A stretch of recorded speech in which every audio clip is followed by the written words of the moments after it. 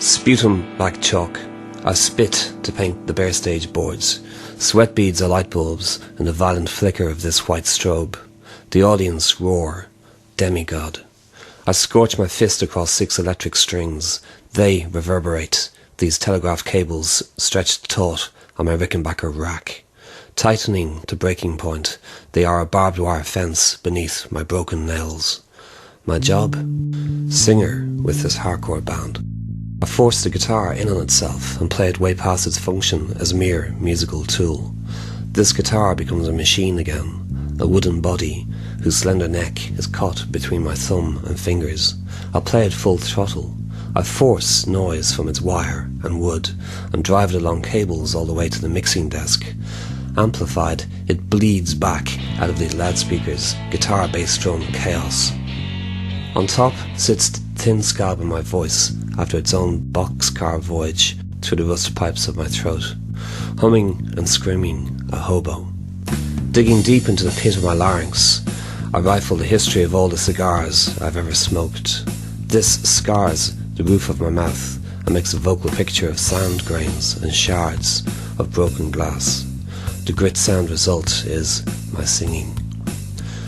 All this introspection when I'm out on stage, it's a type of solitude thing I share with the crowd. They give me attention and focus. They love me to wild extremes, and so afford me the luxury of hating them. One and all, from the little kids puny and alone to the pathetic match-dress couples. Some stand in groups of 3 or 4, drawn together like worshippers, some uniform forming in the tattered disarray of their garb. But it's not about appearance. My show is no fashion show. I specialise in pain. On stage, I deal in damage and hurt. Slouching by the amp rig, I star alongside fear, doubt and betrayal. And we get sold as pop music. This song we're playing is called Burnt Candle, Both Ends. It has been described as an exhaustive dirge and takes a lot out of me. I don't exactly come fresh to these songs either. This material is brewed in my real life. It's all spillover from my overwrought world outside, the one I tried to share with her. She forces herself into my lyrics. She monopolises my worldview. I dissect our life in what people try to call love songs. I'd argue with their use of the word love, and I don't like the word song either. But I'm not much one for stories and fiction, so these performances and songs are as close as I get to poetry. To give me a living knife edge and stimulate a direct audience reaction. Through hard work and diligence, I've developed enough drama to put it all over. She makes me sour and sore. She drives me to this. It helps me to sing. I stare in on a raw landscape of nerves and rip out stitches from my old wounds. She tore my heart out years ago. Although my emotions are still real, I now feel her inevitable loss as a logic, as a generalised fear rather than as a knife in my soul. In this song's depth, there feels like no way out. I realise that this is what I have to do. In order to survive, I test myself to destruction. The songs are grotesque portraits, bad pictures that play up our darkness and layer it with despair. The entire relationship is a divorce, a speeding downward spiral. We both know it just won't work, and that's why it does work for a little while longer. The fact is that I'm addicted to her, and I know about addictions. She makes me feel like a god I don't believe in. She drags me along East 5th and in through our spray paint scrolled door. She's been dragging me through the months, and these months have been growing into years.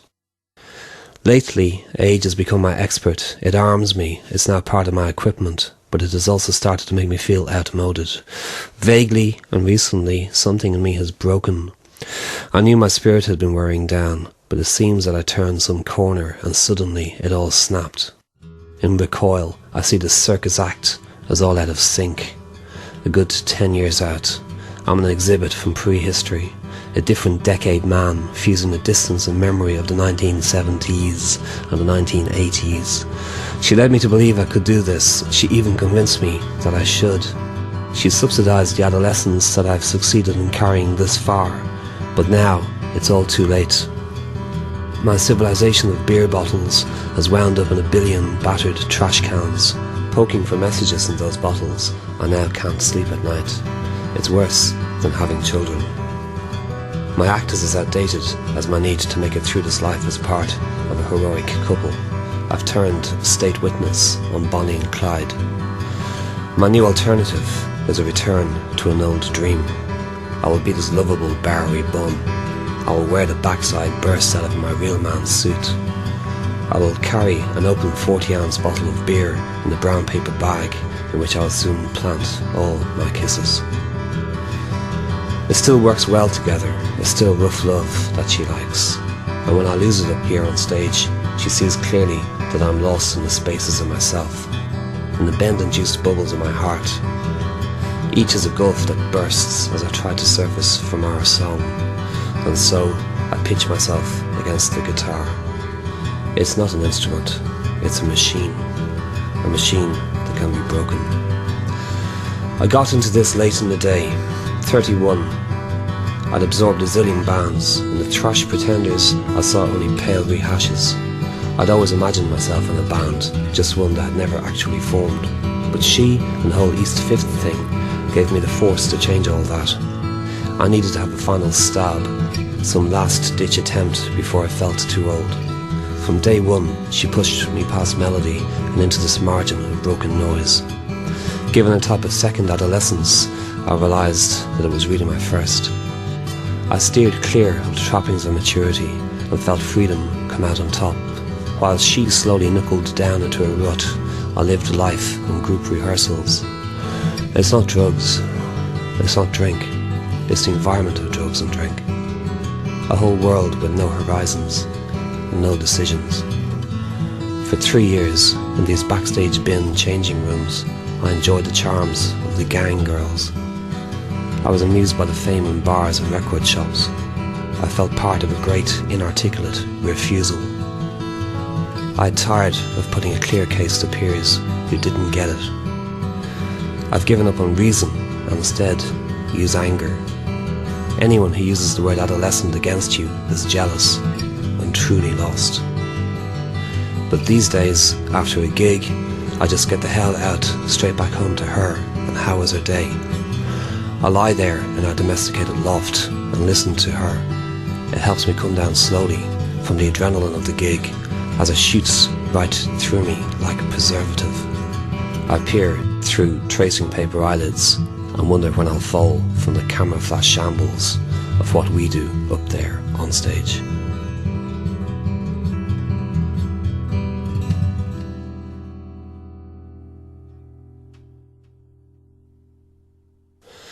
They asked me to write a piece for the New York Press. I didn't get beyond a vague paragraph about obliterating my guitar through wear and tear.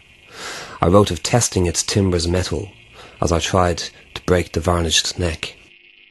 I wanted to describe how, in fact, it really resists, even as I strain the strings tighter again and painfully lever back the neck. I spoke of strangling notes and of how we administer regular beatings to the drum, but, well, one paragraph doesn't make an entire article. But I know we build a net with the noise we weave, a net that catches the little that we have left. We spin tornadoes, we destroy within our fixed radius. Our concerts are a safe zone, a fallout shelter on the very brink of potential, on the very eve of disaster. So I sleep all day and I work all night, filtrating the poison of what I know into songs.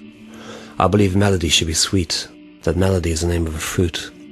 Music is a pulse and a life beat, but I make it sound like a punishment, like a mercy killing. I wade further from the piano-playing singer-songwriter that I adored when I was 9 or 10. He sang a refrain about the northern lights. Its beauty hurt me.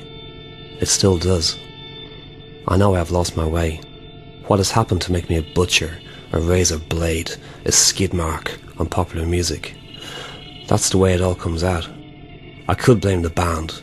They're a $5 barber school quartet of low-life trailer park trash. Their streaming noses buried deep in dime store novels and downtown sleaze. But that's the lifestyle around here. It's the stuff this little boy learnt somewhere along the S&M way. I sat by the Cube Monument one night with a beer. Breaking loose from her in the bar, I slid out for a bottle of St. Ives and sat in the sea of skateboard punk and pavement graffiti. I stared across at Starbucks, and a wine store I hazily mistook for Barnes & Noble. I drank up that August night, creating it as a crystal memory of the passion she gave me. I let the beer backtrack into yeast. Every face became familiar, and I knew I was not yet worn out.